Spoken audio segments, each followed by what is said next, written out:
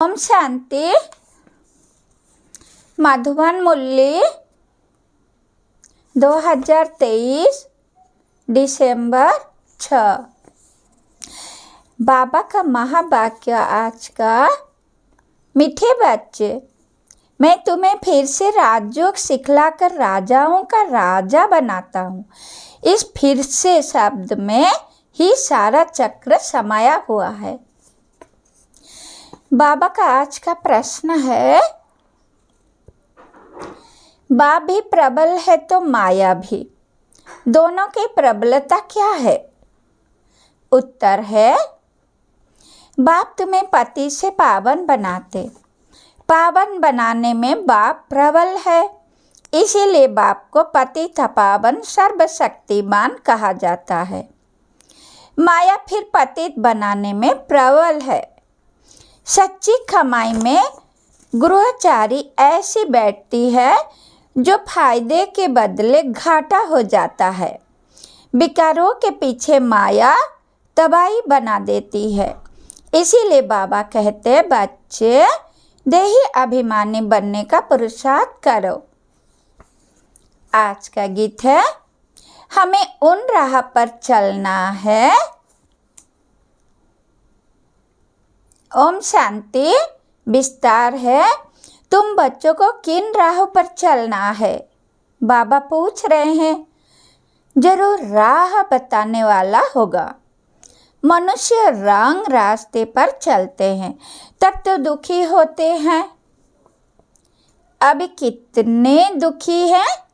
क्योंकि उनकी मत पर नहीं चलते, सब उल्टी मत पर चलते आए हैं। जब से उल्टी मत देने वाले रावण का राज्य शुरू हुआ है, बाप समझाते हैं तुम इस समय रावण की मत पर हो। तब हरेक का ऐसा बुरा हाल हुआ है। सब अपने को पतित कहते भी हैं। गांधी बापूजी भी कहते थे, पतित पावन आओ। गोया हम पतित हैं, परंतु कोई भी समझते नहीं कि हम पतित कैसे बने हैं। चाहते हैं भारत में राम राज्य हो, परंतु कौन बनाएगा?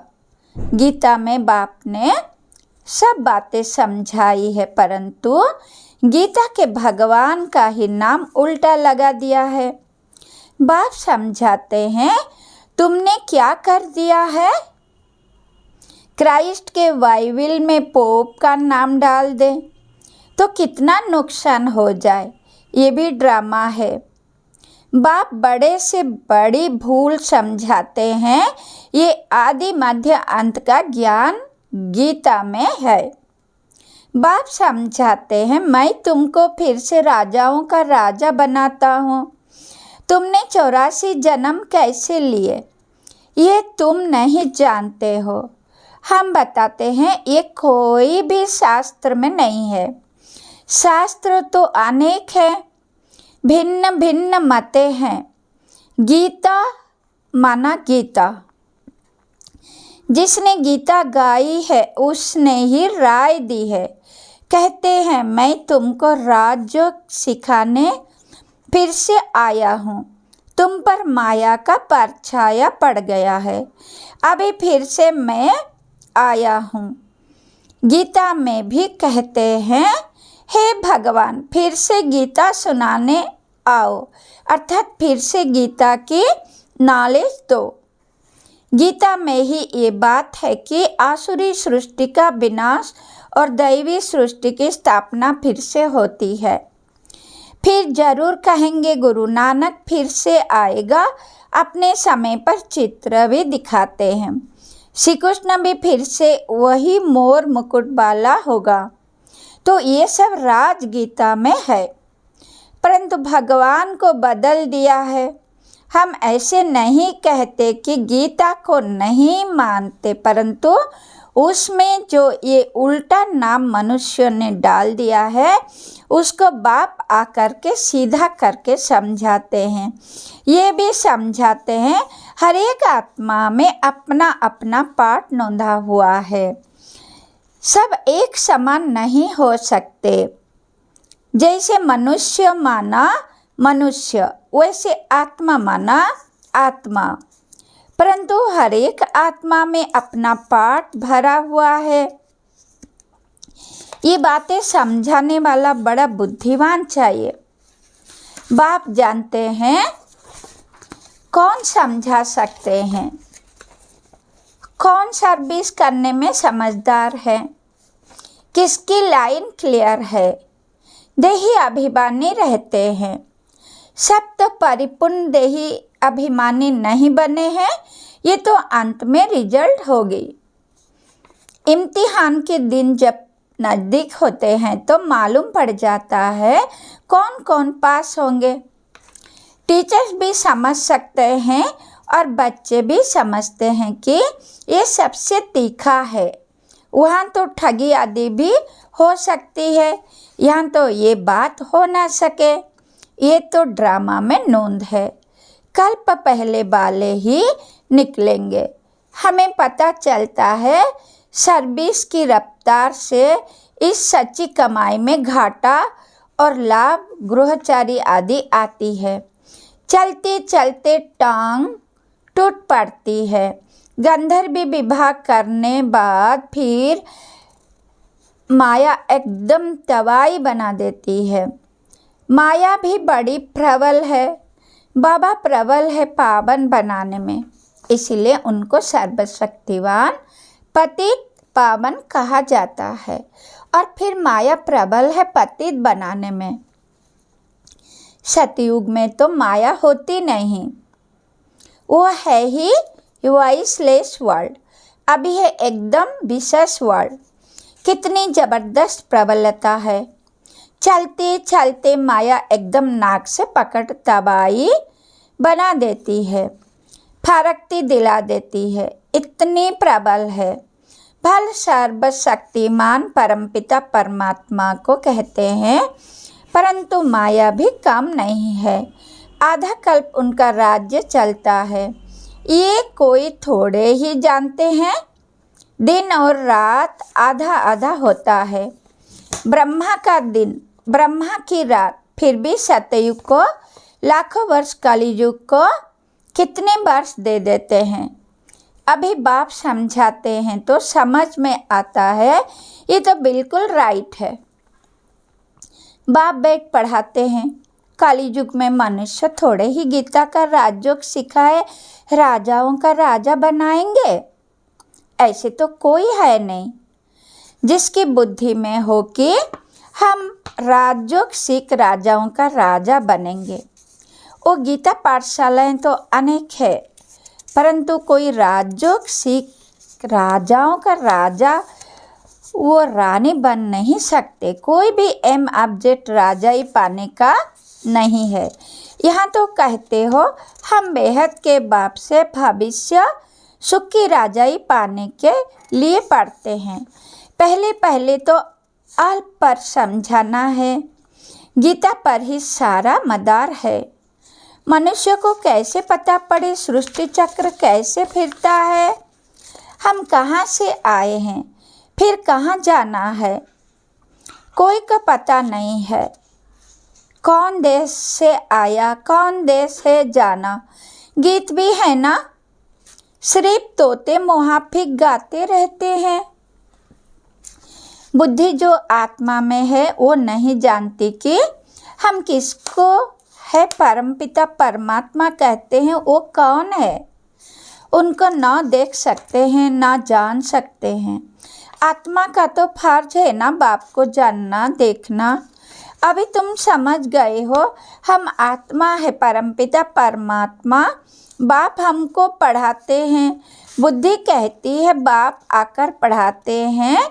जैसे किसकी आत्मा को बुलाते हैं तो समझते हैं ना उनकी आत्मा आई है, तो तुम समझते हो हम आत्मा है, हमारा वो बाप है। बाप से जरूर वर्षा मिलना चाहिए। हम दुखी क्यों हुए हैं, मनुष्य तो कह देते बाप ही सुख दुख देने वाले हैं। भगवान को गाली देते रहते हैं, वो है आसुरी संतान। जैसे कल्प पहले कहा है वैसे कहते हैं, तुम अभी प्रैक्टिकल में ईश्वरीय संतान बने हो। आगे तुम आसुरी औलाद थे। अब बाप कहते हैं निरंतर मुझे याद करो। किसको भी ये 2 अक्षर समझाना बहुत सहज है। तुम भगवान के बच्चे हो। भगवान ने स्वर्ग रचा, अब नर्क बना है, फिर स्वर्ग बाप ही रचेंगे। बाप हमको राजयोग सिखला रहे हैं, स्वर्ग की स्थापना कर रहे हैं। अच्छा, शिव को नहीं जानते हो? प्रजापिता ब्रह्मा को भी रचने वाला वो बाप है, तो जरूर बाप ब्रह्मा द्वारा ही सिखाएंगे। अभी शूद्र बनना है, हम ब्राह्मण से देवता क्षत्रिय बनेंगे, नहीं तो। विराट रूप क्यों बनाया है? चित्र ठीक है परंतु समझ नहीं सकते। शूद्र को ब्राह्मण कौन बनाएंगे? जरूर प्रजापिता ब्रह्मा चाहिए। उनको कैसे एडप्ट किया? जैसे तुम कहते हो ये मेरी स्त्री, उनको मेरी कैसे बनाया, एडप्ट किया। बाप कहते हैं मुझे भी माता पिता कहते हो, मैं बाप तो हूँ, मेरी कहाँ से लाऊं? तो इनमें प्रवेश कर इनका नाम ब्रह्मा रखता हूँ। स्त्री एडप्ट की जाती है, जैसे लौकिक बाप स्त्री को एडप्ट कर कुक वंशावली रचते हैं। बाबा ने फिर इनमें प्रवेश कर इनको एडप्ट कर इनके मुख द्वारा मुख वंशावली बनाई है। तुम कहते हो हम ब्राह्मण ब्राह्मणियाँ है, जरूर इनका ही नाम ब्रह्मा है। ब्रह्मा किसका बच्चा? शिव बाबा का। इनको किसने एडप्ट किया? बेहद के बाप ने। दृष्टांत बड़ा अच्छा है, परंतु जिसकी बुद्धि में बैठा होगा वो समझा सकेंगे। बुद्धि में नहीं होगा तो उनको समझाने आएगा ही नहीं। लौकिक और पारलौकिक बाप तो है ना, वो भी स्त्री को एडप्ट कर मेरी कहते हैं। ये फिर इनमें प्रवेश कर एडप्ट करते हैं। खुद कहते हैं मुझ निराकार को इनका आधार लेना पड़ता है, तो नाम भी बदली करता हूँ। एक ही टाइम कितनों के नाम रखे। नाम की लिस्ट भी तुम्हारे पास होनी चाहिए। प्रदर्शनी में नाम की लिस्ट भी दिखानी चाहिए। बाबा ने कैसे एक ही समय नाम रखे। बाबा ने हमको अपना बनाया तो नाम बदलाया। उनको गुरु ऋषि कहते हैं। जन्म पत्री तो भगवान के पास ही है। वंडरफुल नाम है। अब सभी तो है नहीं, कोई तो आश्चर्यपद भागंती हो गए। आज है कल है नहीं। नंबर 1 दुश्मन है काम। ये काम बिकर बहुत तंग करता है, उस पर जीत पानी है। गृहस्थ व्यवहार में इकट्ठे रहकर उन पर जीत पानी है। ये है प्रतिज्ञा। अपनी वृत्ति देखनी है, कर्म इंद्रियों से विकर्म नहीं करना है। तूफान तो सबको आते हैं, इसमें डरना नहीं है। बाबा से बहुत बच्चे पूछते हैं ये धंधा करे व नहीं करे। बाबा लिखते हैं मैं कोई तुम्हारे धंधे आदि को देखने आया हूँ क्या? मैं तो टीचर हूँ पढ़ाने के लिए। धंधे की बात हमसे क्यों पूछते हो? मैं तो राजयोग सिखाता हूँ। रुद्र यज्ञ भी गाया हुआ है, श्री कृष्ण यज्ञ नहीं। बाप कहते हैं लक्ष्मी नारायण में ये सृष्टि चक्र का ज्ञान ही नहीं। अगर ये मालूम हो कि 16 कला से फिर 14 कला बनना है तो उसी समय ही राजा का नशा उड़ जाए। वहाँ तो है ही सद्गति। सद्गति दाता तो एक है, वही आकर युक्ति बताते हैं, दूसरा कोई बतला ना सके। पहले पहले ये बात उठाओ कि किसने कहा है काम महाशत्रु है। ये भी गाते हैं विशेष वर्ल्ड और वाइसलेस वर्ल्ड भारत में ही रावण को जलाते रहते हैं। सतयुग में थोड़े ही जलाएंगे। अगर ये कहते हैं कि अनादि है, सतयुग में भी था, फिर तो सब जगत दुख ही दुख होगा।